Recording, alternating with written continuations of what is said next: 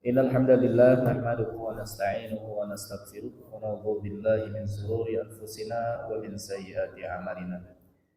May yahdihillahu fa huwal muhtadi wa may yudlil falan tajida lahu waliyyan mursyida. Asyhadu an la ilaha illallah wahdahu la syarika lah wa asyhadu anna Muhammadan 'abduhu wa rasuluh alladzi la nabiyya wa la rasula ba'dahu. Faqala Allah Ta'ala fil Qur'anil Karim, a'udzu billahi minasyaitonir rajim. Ya ayyuhalladzina amanu taqullaha haqqa tuqatih wa la tamutunna illa wa antum muslimun. Al-ayat. Masyarul muslimin, jamaah salat Isya dan salat tarawih yang sama-sama mengharap ridha Allah Subhanahu wa taala, puji dan syukur kita panjatkan kehadiratnya.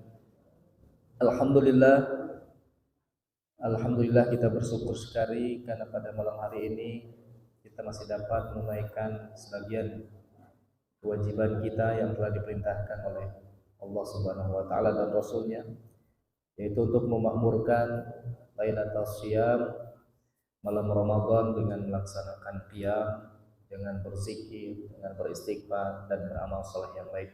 Mudah-mudahan apa yang kita lakukan dicatat di sisi Allah sebagai amal saleh dan menjadi kebaikan kita di yaumil jazaa. Amin ya rabbal alamin. Tak lupa salawat dan salam semoga tercurah pada Nabi akhir zaman, baginda besar Nabi Muhammad sallallahu alaihi wasallam, pada keluarga, sahabat, tabi'in dan tabi'in, juga kepada hamba-hamba yang mengikuti jejak langkahnya. Jamaah salat Isya dan salat tarawih yang sama-sama mengharap Allah Subhanahu wa taala, dalam sebuah hadis yang diriwayatkan oleh Imam Ahmad, Tariq bin Ziyad menyampaikan sebuah hadis yang diterima dari baginda Rasulullah sallallahu alaihi wasallam. Sabda Rasulullah sallallahu alaihi wasallam, "Dakhala al-jannata rajulu bi dzubabin wa dakhala an-nara ar-rajulu bi dzubabin."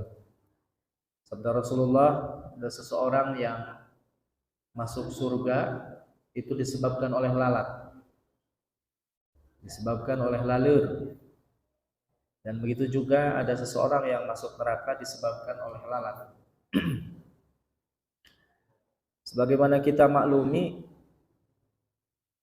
lalat itu kan sebuah hewan yang boleh dibilang tidak ada manfaatnya, sebagaimana nyamuk. Kan orang-orang kafir itu protes dengan penciptaan nyamuk, ya.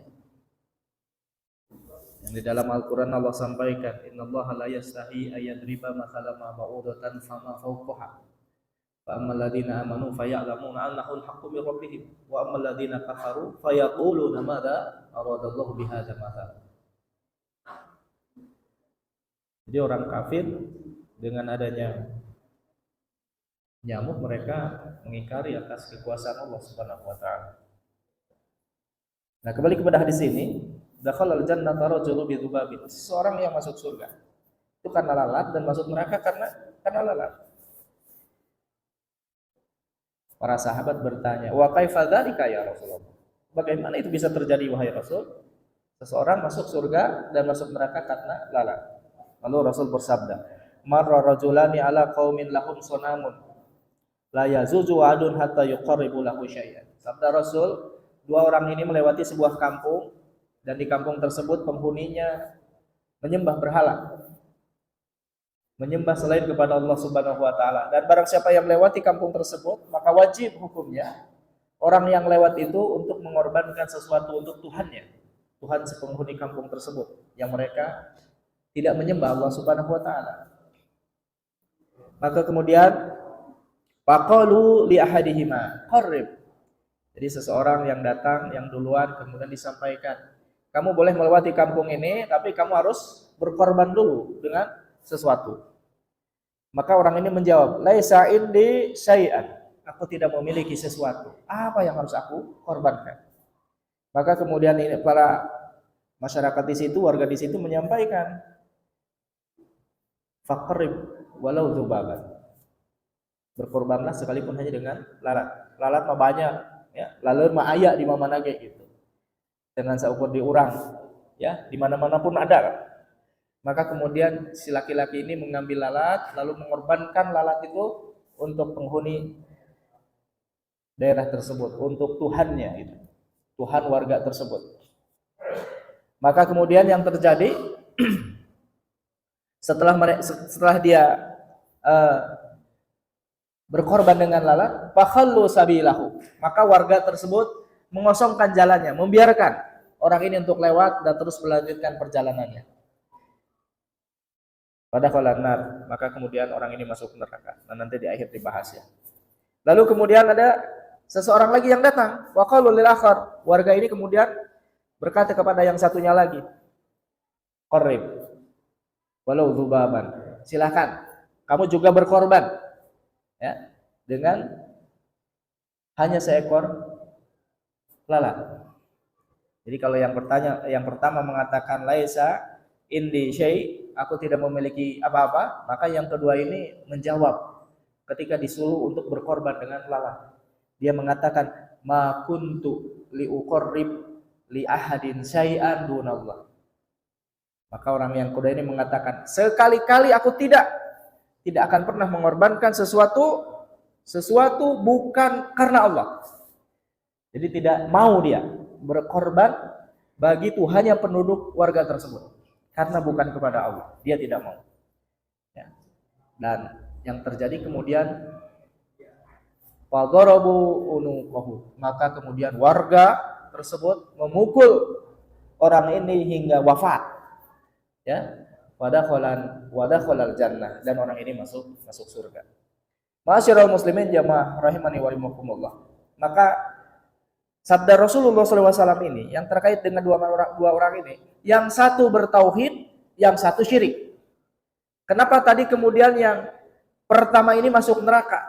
Karena dia masih berlaku syirik ketika wafatnya, yaitu dengan cara mengorbankan sesuatu bukan karena Allah. Yang di dalam Al-Quran nanti disampaikan salah satu makanan yang diharamkan, wa ma uhilla bihi li ghairillah, sesuatu yang dipersembahkan bukan karena Allah. Segala sesuatu hidangan, makanan, sembelihan yang bukan karena Allah, maka itu termasuk yang diharamkan. Dan apabila orang melakukan itu, yang terjadi adalah dia berperilaku syirik, menyekutukan Allah Subhanahu wa taala.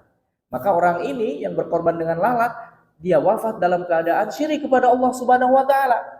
Allah menegaskan di dalam Al-Quran surat An-Nisa, innallaha la yaghfiru ayyushraka bihi ma duna dzalika liman yasha. Sesungguhnya Allah Subhanahu wa taala tidak akan pernah mengampuni orang yang berperilaku syirik. Maka ini kita harus hati-hati. Jangan sekali-kali kita tergelincir kepada kesyirikan, menyekutukan Allah, sehingga ini membuat sesuatu yang membinasakan kita. Jadi orang tadi wafat dalam keadaan syirik, pernah melakukan dosa syirik yang kemudian dia tidak pernah bertobat kepada Allah Subhanahu wa taala. Dan yang kedua, orang yang mempertahankan tauhid, mempertahankan keimanan. Dan memang mempertahankan keimanan bukan sesuatu yang mudah, berat. Ya. Sampai kemudian apa? Tadi digambarkan, diilustrasikan, ya, diinformasikan oleh baginda Rasul bahwa orang ini meninggal karena dikeroyok, ya, dibunuh oleh warga tersebut. Tapi hamba ini rela melakukan itu untuk mempertahankan akidah, mempertahankan keimanan. Nah, inilah catatannya jamaah sekalian. Bagaimana ketika kita mempertahankan akidah, keimanan, ketauhidan itu tidak mudah. Sekalipun harus nyawa taruhannya. Tapi janji Allah begitu indah bagi orang-orang yang bertauhid, bagi orang-orang yang beriman kepada Allah Subhanahu wa taala. Dan tentu alangkah nikmatnya ketika kita juga mendapatkan buah keimanan ketika kita masih hidup di dunia ini. Ada di antaranya kisah seorang pengembala yang bertemu dengan Ibnu Umar. Ketika Ibnu Umar mencoba menguji keimanan sang pengembala. Wahai pengembala, gembalaan siapa ini? Dia bilang bukan milik saya, ini milik tuan saya. Sudah aku belilah, ya. Maaf, aku tidak bisa menjualnya karena ini bukan milik saya, ini milik majikan saya. Sudah, nanti aku sembelih nih gembalaannya. Kita makan bersama rame-rame. Uangnya kamu miliki dan kamu bisa juga makan dengan kami. Tidak, kata sang pengembala. Ya. Lalu kemudian Ibnu Umar menyampaikan, sudah sang pengembala, kamu bilang saja ke majikan kamu bahwa gembalaan ini hilang. Baik itu oleh serigala ataupun yang lainnya. Tidak ada. Majikan kamu tidak akan tahu. Apa yang kemudian dijawab oleh sang pengembalaan ini? Dia mengatakan sambil menunjukkan telunjuknya ke atas langit, fa'aina Allah, mau dikemanakan ke Allah. Masya Allah. Ini seorang pengembala, keimanannya sangat luar biasa. Kalau secara strata sosial, ya sangat rendah, tapi memiliki akidah ketauhidan yang sangat luar biasa. Dan di akhir cerita itu ternyata Ibnu Umar juga kemudian nanti membeli semua kambing itu dari majikannya, lalu diberikan kepada sang pengembala. Nah ini buah iman. Bagaimana iman itu ketika dipertahankan, ketika kokoh dalam diri kita, maka sesungguhnya insya Allah kebaikan itu ada di dunia juga kita dapatkan. Dan tentu apabila kita istiqomah, sebagaimana tadi kisah seseorang yang bertauhid kepada Allah, dakhalal jannah, dia masuk surga. Maka tentu mudah-mudahan melalui wasilah pendidikan saum ini kita dididik oleh Allah Subhanahu wa taala, kita menjadi hamba-hamba yang kokoh iman kita. Kita kokoh dengan berbagai ujian sehingga kita lulus dan menjadi hamba yang bertakwa.